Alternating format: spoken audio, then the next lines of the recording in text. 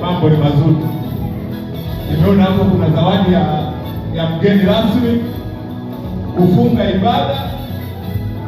Kipengele cha mwisho kanafurahisha kwamba watoto chakula. Bwana Yesu asifiwe. Bwana Yesu asifiwe kanisa.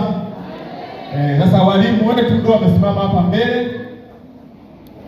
Inatakiwa wazazi tuwape zawadi walimu. Bwana Yesu asifiwe.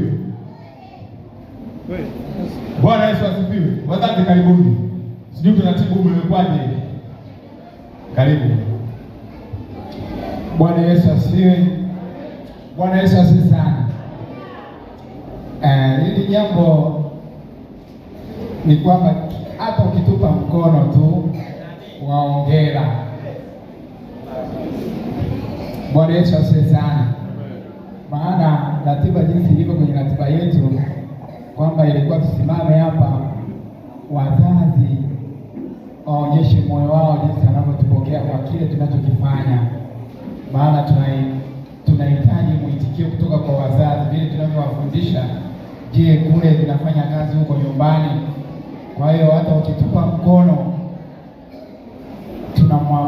tunamwasante Bwana Yesu kwa ajili yenu, na ukitabasamu mbele yetu, Mungu akubariki sana. Amina. Hata mkono tu jamani wa furaha, wapongezi kwa walimu. Sogeni hapa mbele. Hawa ndio walimu wanafanya kazi kubwa kuwalea watoto wetu, kuwafundisha neno la Mungu. Amen. Wazazi karibuni. Sema nipate kawimbo hapo.